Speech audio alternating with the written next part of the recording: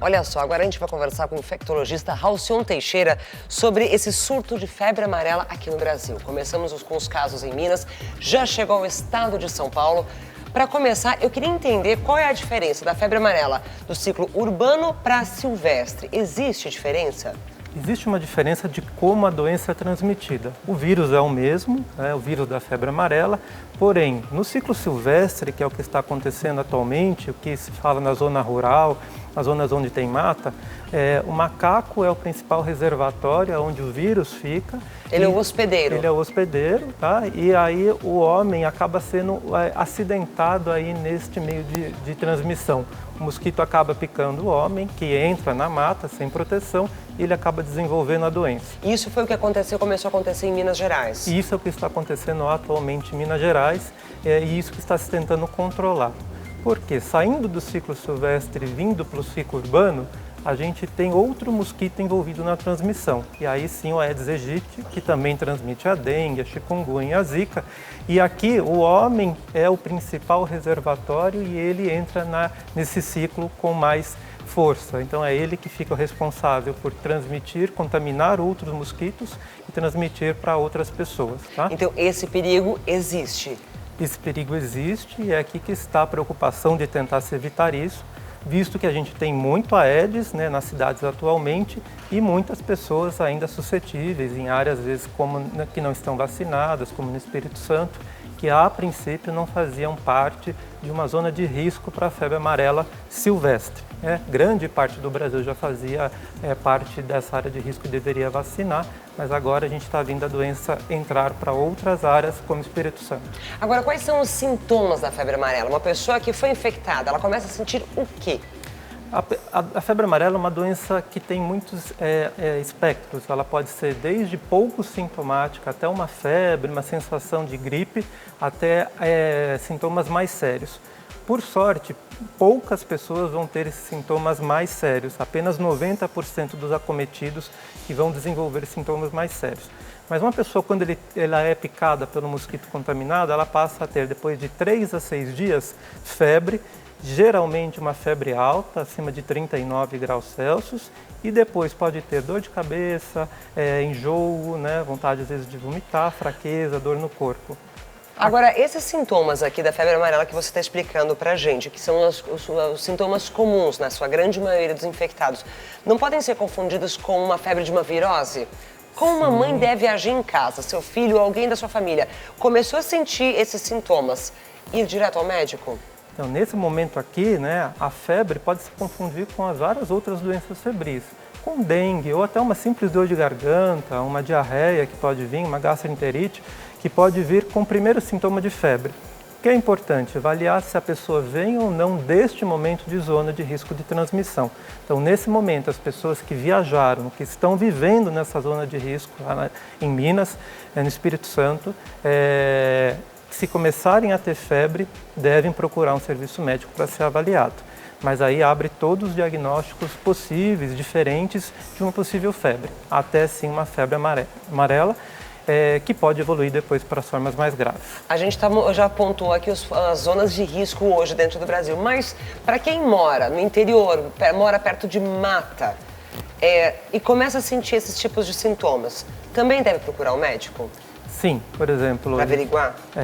Se a pessoa entrou em região de mata, começa a ter febre, dor de cabeça, enjoo, ela deve até procurar para saber uma possível dengue, e a dengue é o que mais vai acontecer a partir de agora, nessas áreas ainda que não há febre amarela, e a dengue precisa também de avaliação e orientação. Por exemplo, tomar muito líquido, ver se não tem nenhum sinal de alarme, evitar remédios que possam piorar a hemorragia. Então é importante até para orientação, ver como o paciente está, se ele está evoluindo com alguma forma grave e se não levar a orientação para casa de repouso e hidratação. Agora, conta pra gente o porquê a febre amarela é tão letal. A gente está com tantos casos de óbitos. Então, desses pacientes que evoluem com a forma grave, dos 10% que podem evoluir com forma grave, parte desses vão ser muito graves e letais, porque é uma doença que ataca muito o fígado, Eu vou mostrar aqui primeiro. Então, ela gosta muito do fígado, ela vai direto, mas também ataca outros órgãos. Ela pode acometer tanto o coração, quanto o rim, quanto o baço. Então ela faz uma doença sistêmica, que a gente chama, ela ataca esses órgãos, replica dentro deles e acaba meio que parando de deixá-los de funcionar. Por isso que a gente vai ter os sintomas mais graves.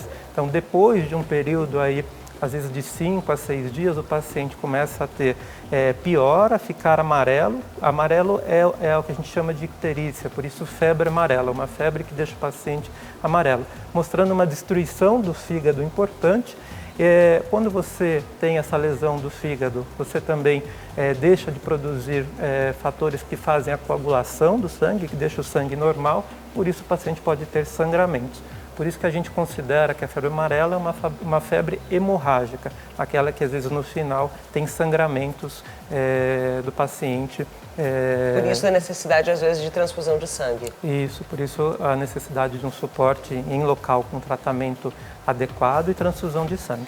Doutor, então o principal cuidado ainda é a vacinação? A vacina é o principal cuidado. A gente tem uma vacina que é antiga, da década de 30 do século passado, uma vacina segura para quem não tem nenhuma contraindicação e que protege mais de 97% a 99%, às vezes com uma simples dose. Então é importante que as pessoas nessa área de risco se vacinem, sigam as orientações das secretarias de saúde para se vacinar. Não tenha medo da vacina se você precisa tomar vacina, somente nessa região onde está havendo surto, porque senão você pode ser contaminado e o caso pode ser letal. Depois de feita a primeira a dose da vacina, quanto tempo ela leva para funcionar no nosso corpo, para imunizar o corpo da gente? Ela demora 10 dias para começar a fazer efeito, então é importante que quem planeje viajar tanto para essas áreas ou para fora do Brasil, onde também há febre amarela, uma doença que na África, em outros países da América também há, que se planejem e tomem com 10 dias de antecedência, pelo menos. E os dados, eles são alarmantes, né? É o maior número de casos e de óbitos também em uma década. E por isso que as pessoas estão muito preocupadas e várias perguntas chegaram pelas redes sociais. Doutora, a primeira é o seguinte, quem já teve a febre amarela e a pessoa é picada pelo mosquito, ela pode ter novamente a doença? A princípio, não há relatos de quem já teve mesmo uma doença de febre amarela ter de novo, tá? A princípio é uma doença que causa imunidade para o resto da vida.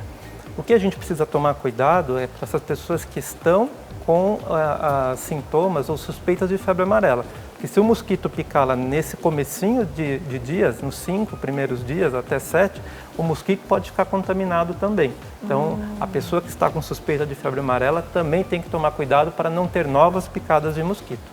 Quanto tempo é o tempo de imunização da vacina? Quanto tempo ela dura? Então, antes se achava-se que era de 10 em 10 anos, né, e se fazia essas campanhas e as pessoas ainda estão com essa informação gravada. Ah, minha vacina venceu, já faz 10 anos, eu vou tomar de novo.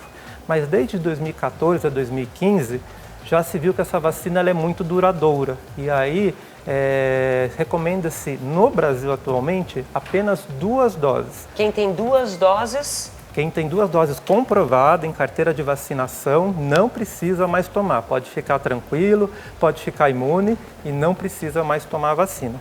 Quem nunca tomou, aí faz uma dose agora, depois os adultos, depois de 10 anos, faz uma nova dose. E as crianças? As crianças estão no calendário a partir dos 9 meses para áreas que são de transmissão e depois entre 4 e 5 anos a segunda dose.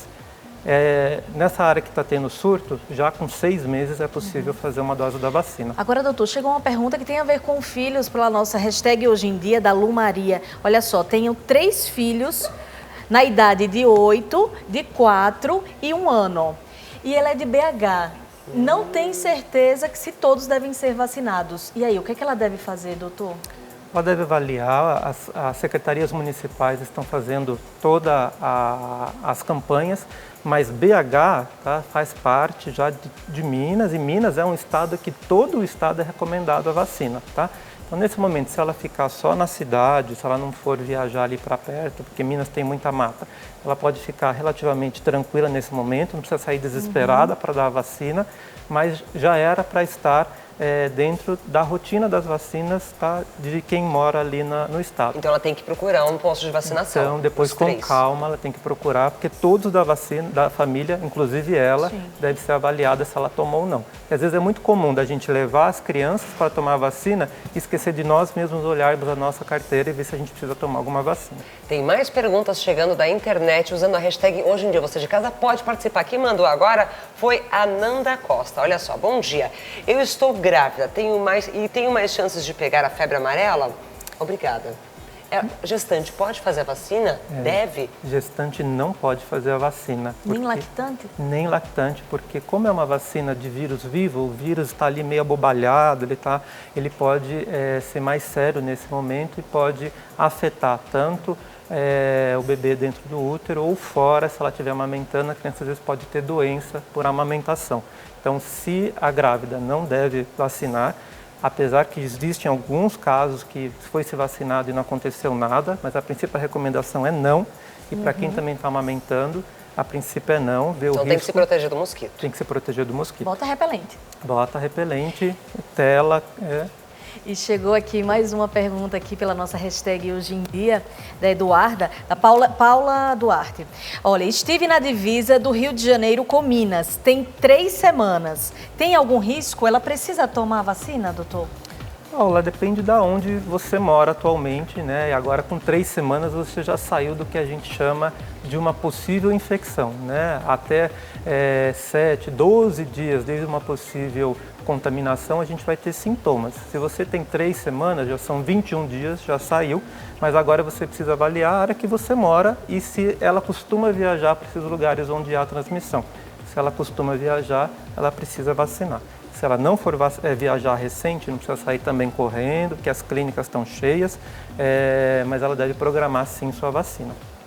Eu quero muito agradecer ao infectologista do Hospital Emílio Ribas, Halson Teixeira, por nos ajudar aqui a entender um pouco mais do que está acontecendo e como a gente faz para poder se cuidar e buscar a prevenção. Muito obrigada. Eu que agradeço.